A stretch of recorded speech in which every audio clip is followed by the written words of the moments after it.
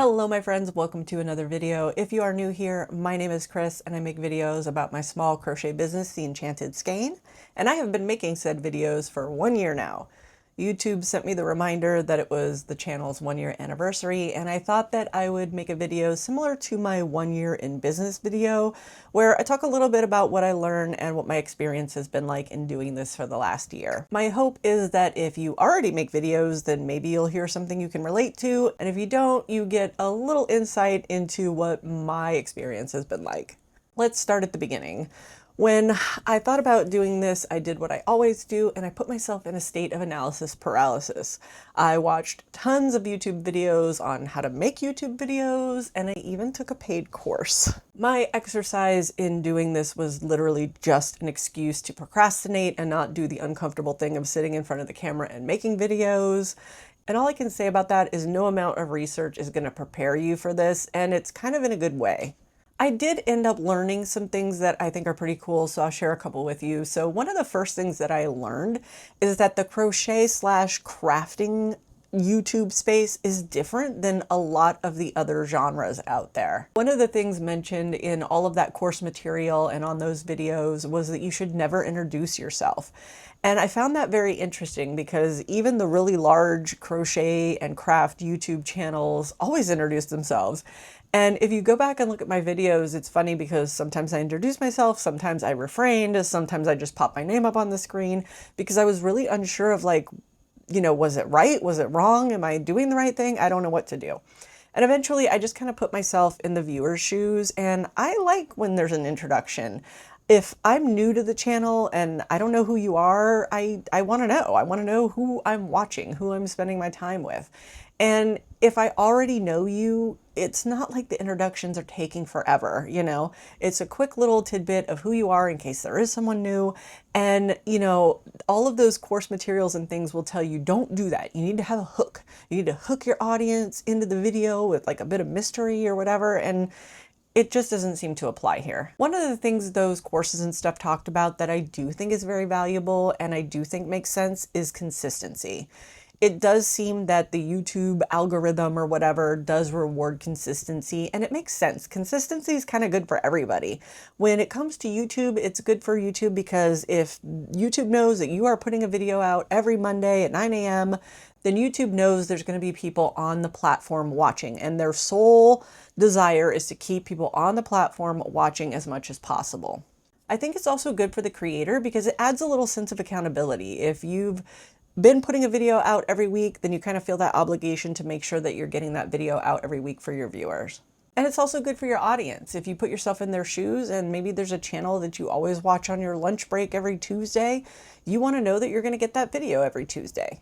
This is one thing that I was really worried about. I was so worried about it that at first I was making videos 4 weeks in advance. I have a full-time job. I was worried about the pressure of, something coming up and not being able to record or whatnot. So I was putting them out way too far in advance. I have since scaled that back. And as a matter of fact, I am kind of tight on time at the moment. I'm recording this the day before you're going to see it, which is very unlike me, but I felt like my time was better served over the last couple of weeks making hook keepers.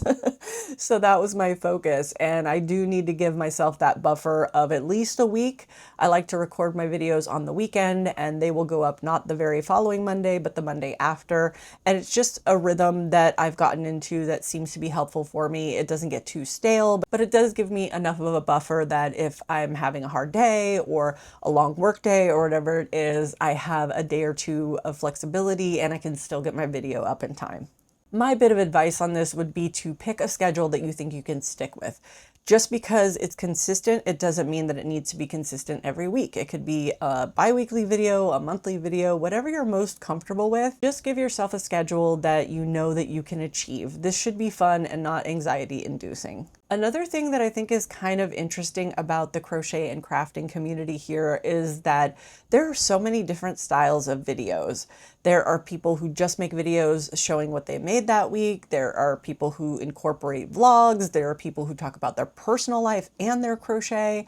And there's just a wide variety of things out there. And I think that, in my opinion, if this is something you're going to do, I would suggest thinking about what your style is and the style of videos that you like to watch. Similar to to when I talk about how I want to make things that I like to make and my people will find me and want to buy my items, same thing goes for the videos. Chances are your audience is going to be like-minded to you in some way or another. So if you focus on making videos in the fashion that you enjoy watching videos, you'll probably feel a lot more comfortable in what you're doing. If you try to be something you're not, it's never going to work out. And as a viewer, I'll say there are some channels that I watch every single video that that channel is going to be putting out.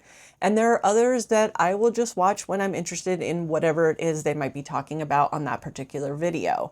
It's going to fluctuate for you as a viewer just as much as it's going to fluctuate when it comes to people watching your videos.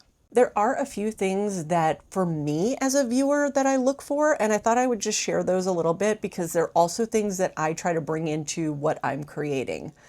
One of the first ones is when you're scrolling through YouTube and looking for a video to watch, I like to try to make a consistent thumbnail. That doesn't mean I won't change it or haven't changed it because I have, but I do like keeping the thumbnail in a way that at a glance, someone knows it's my video. So if you do enjoy watching my videos and you look over, you see it, you know it's me, you can go in and watch my video. I have channels that I like watching every one of their videos, but they've changed their thumbnail so many times that I don't recognize it. And I don't know about you, but I skim that For You page or whatever it's called on YouTube. And I'm just looking for the thumbnail of the people that I know and jump in and watch their videos. So trying to keep it consistent, at least for a span of time, is something that I try to do.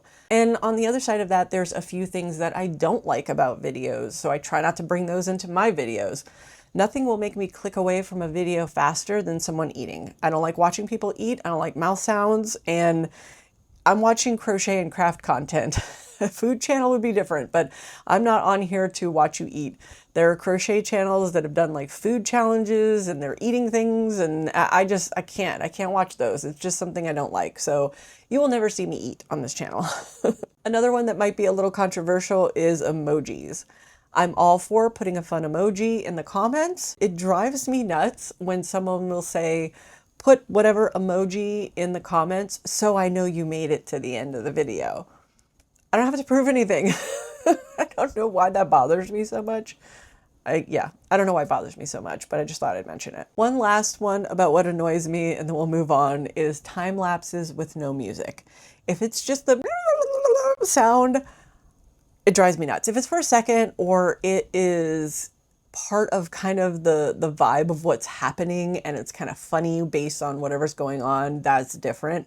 But I have watched videos where there is a long span of time lapse and there is no music playing and it's just the sped up sound, and I don't think anybody likes watching that. All of that was just to say that if you think about putting yourself in the viewer's shoes and you make content that you like to watch and you enjoy making, your audience will find you. Talking about not having any music playing through the time lapses brings me to thinking about how you actually make your videos, what you record on and all that stuff. I just want to take a quick second. I'm not going to spend a lot of time on equipment or anything like that, just to say that you don't have to spend a ton of money. YouTube Studio has free music and stuff that you could put over your time lapses. And you can just use your phone to record, or anything that you have that you can record. And if, listen, you want to buy equipment because you love doing that, you're like me, you like technology, you like buying things, go for that too. It's totally up to you. If you're curious as to what I use a DJI Osmo 3, I think it is, and it came with a microphone, so that's the microphone that I use. And I have a studio light that I had from back in my photography days. When it comes to editing, I use CapCut. I did the free version for a really long time. I actually have Final Cut Pro on my MacBook. It came with it, but I just found it a little clunky, so I ended up switching over to CapCut because it was free, it was easy. And I eventually did buy the paid version, the subscription or whatever it is, because I liked a lot of the paid features, but you could do almost everything for free. And speaking of editing, one of the cool things about the craft and crochet community too is that you don't have to get fancy with your editing. There are some really successful channels out there that just cut out the dead silence and maybe cut out their mistakes, and maybe they don't even cut out their mistakes. If you're good at recovering your mistakes and not like me, then maybe you don't even need to cut those out, but you can do as little or as much editing as you're comfortable with. I personally fluctuate. There are some videos where I'm really in the mood and I like to make stuff pop up and I like to make sound effects. and do fancy words behind my head. And then there are other days where I am just like, I need to get this thing done and get it out, which is probably going to be today's video. Let's talk a little bit about the pressure, because doing this can be hard and it can wear on you. There have been times where I've thought to myself, okay, I have viewers now, I've promised a video, I have to make a video every single week forever. But the fact of the matter is you don't. You can take breaks. You can make videos ahead of time if you know you're going to be on vacation or whatever. The choice is up to you. I will say though that I do think you're obligated to let your audience know what's going on if you're going to take a break. And I don't mean what's going on like you have to give them any personal details if you're experiencing an issue or anything like that. I just mean letting them know you're okay. If you think about it, all of us want to have a large audience. Let's say you have 1,000 subscribers and even 2% of them genuinely care about you. And you put yourself in their shoes. I'm sure there's YouTubers that you watch that when they are sad, you are sad for them. That when they are celebrating, you are rooting for them. You are cheering them on. You are supporting them and you genuinely care about them. The same thing happens for you. And it's really crazy to think about sometimes that there are people out there who don't know me in real life, but genuinely care for me, who genuinely care to know that I'm okay. And I feel like you owe that to them, just like you would let a loved one know that you're running late or whatever it may be. And it takes 2 seconds to go and create a community post and just say, hey guys, I'm not feeling well, or I need a little break. You don't have to explain anything. I'm okay. I will be back in a week or two, or whatever it is. So you can take breaks if you need breaks, and you should take breaks when you need breaks, but just make sure your audience knows you're okay. Speaking of audiences, almost everyone who does this really wants to get to that 1,000 subscriber mark at the very least. I was no different. It was a huge milestone for me that I was really hopeful to achieve. But that is what it is, a milestone. It's a doorway. You get through that doorway and it opens up some opportunities to have some earnings, but it's not like you open that door and there's a pile of cash on the other side. So if you're considering doing this for the money, don't. I don't think that if your sole goal is to make money on this, you're going to be successful. Not to say you can't make money, but if that is your sole reason for doing this and it's not because you enjoy it and want to do it, it's going to get old quick. Is it possible to blow up overnight and get tens of thousands of subscribers and make a bunch of money? Absolutely. It's also possible to win the lottery. The thing about it is that there is no set, if you do X, Y, and Z, you will achieve it. And that's the thing that makes it hard. I'll share with you that I was considered monetized in February, but YouTube will not cut a check until you hit $100 in payout. So while I was monetized in February, it is now May. I have yet to receive a payout. I'm this close, I'm getting there.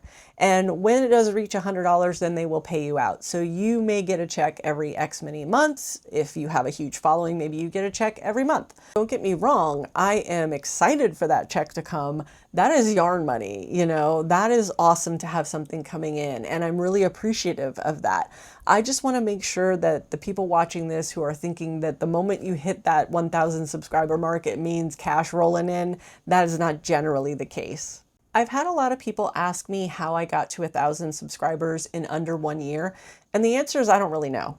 I just did the things that I appreciate people doing for me, and it kind of worked out. I'm not saying that's going to work for everyone, but I subscribed to channels that I enjoyed. I watched the videos in their entirety, or I let them play in the background if I'm not watching. I liked, I commented, I participated in CALs and pattern tests and things like that. And eventually what happens is if you're consistently commenting on a specific channel, let's say, maybe that channel owner checks out your channel and watches your videos. And if they like what they see, maybe they mention you. A lot of my growth came from other channels that found me through that kind of process and ended up recommending my channel to their viewers. Now let me tell you a little bit about what making these videos has done for me. Making videos has helped me grow as a person in ways that I had never expected. I am someone who is very hypercritical of myself, almost even mean to myself at times, and making videos has helped me recognize that there is no such thing as perfection. There are many times where I can either have an imperfect video or I will have no video, and it's something you just have to accept and move on with. I will admit that I'm not completely over that hump. As a matter of fact, this is the second time I'm recording this video because when I started to edit the last one, I disliked it so much I deleted it. I'm trying to get past that. That doesn't happen as often anymore, but I just thought I would share that because if you are the same and hypercritical of yourself, it's going to happen, but it will help you eventually get past all of that. But I have come so far from where I originally started. And lastly, I want to talk about the community because I would have never truly known what this community was like until I started doing this. As I mentioned before, to think that there are people out there actually rooting for me and for my success is a really incredible feeling. And even more incredible is to think that there is something I might have said or shown or done that helped someone else on their journey is so fulfilling in ways that I never would have expected. I've also built some very genuine friendships in this community and now have a group of people that I can confide in and rely on, which is really incredible. So if you're considering doing this, do it. You may be nervous, you may be full of doubt, you may struggle with putting yourself in front of the camera, but the reward far outweighs any risk you're taking. And I firmly believe that if you feel the pull to do this, it's for a reason. If you're feeling that way, there is someone out there that needs to hear your message. Your people will find you if you stick with it. If you have a small channel or you do start a channel, leave it in the comments down below. I will definitely go over there and subscribe, and maybe a few others will see it and check it out. All right, let's get into this week's make. Because there's only one. And it's a little deja vu because I made it last week. So I made another gargoyle kitty. This is the Mom Stitchetti sitting kitty pattern where I extended the ears by a round and added some kind of angry eyebrows, as well as extended the tail and put the point on the end. And then this is the Dragon Wing mod by Snugglebeans Crochet that I just added on, and I left a few rounds off so that it was a little more fitting in size to my gargoyle kitty. These are my hand-painted safety eyes. This is in the Gibbous collection. These are 35mm. And for this guy, I used Premier Parfait plush and a 7mm hook yarn under. So yeah, I love him. Oh, he's also got a little flocked safety nose. I want to say it's like a 14mm or something like that, but maybe it's a 12. But yeah, this little guy will go to my market with me. The other one that I made last week, I still have no intention on selling. Before I wrap up, I want to give a shout out to 3 channels that are under 500 subscribers that I genuinely watch, and I know they're working hard to increase their subscriber account. So please check them out if you get a chance. The first is Krista at The Hooked Dragon. The second is Lori from Stitch and Moan. And the third is Rachel at Not Made. I will link all 3 of those channels in the description box below. Hopefully you can go and check them out. If you liked the video, give it a thumbs up. If you haven't already subscribed, please consider doing so. This is the day before this video goes out, so I gotta go. As always, thank you so much for watching, and I will see you on the next one. Bye.